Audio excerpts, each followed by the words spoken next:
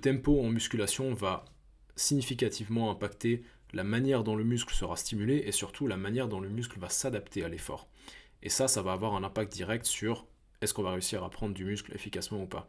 Et beaucoup de pratiquants de musculation qui veulent maximiser leur masse musculaire se sont déjà posé la question, est-ce qu'il vaut mieux faire des répétitions lentes ou des répétitions rapides pour faire un max de muscle?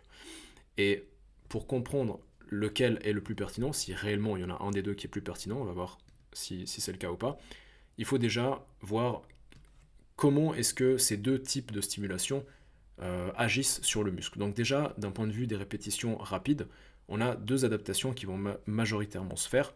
La première, c'est que lorsqu'on fait des répétitions rapides, par extension, on va développer son explosivité. Qui dit explosivité dit force, par extension, parce que la force, c'est un rapport de... Enfin non, l'explosivité, c'est un rapport de force sur vitesse.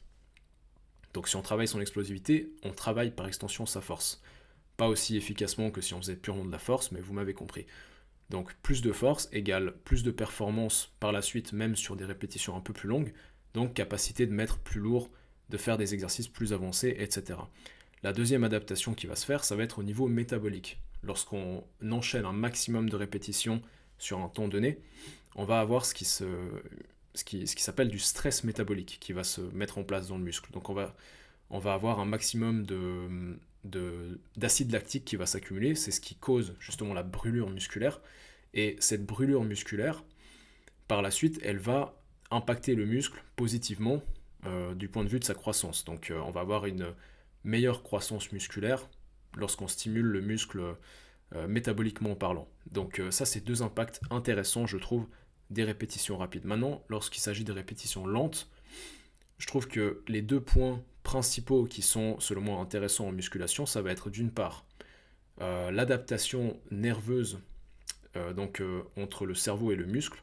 Donc on va développer une meilleure connexion cerveau-muscle, ce qui fait qu'on va être capable de mieux travailler un muscle donné, mieux l'isoler et donc mieux le développer.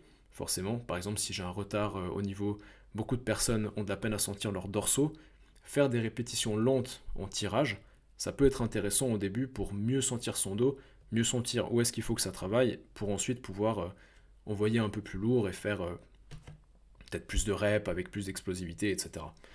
Maintenant, euh, le deuxième point positif des répétitions lentes, ça va être si on veut apprendre un mouvement particulièrement technique. Par exemple, si je veux apprendre à pratiquer du deadlift, du soulevé de terre, ou bien du squat, ou bien du overhead press, qui est particulièrement technique comme mouvement, ou bien du handstand push-up pour ceux qui sont adeptes du street workout, ça peut être intéressant d'effectuer au début ces mouvements de manière lente pour bien mémoriser musculairement le pattern de mouvement qui est sollicité.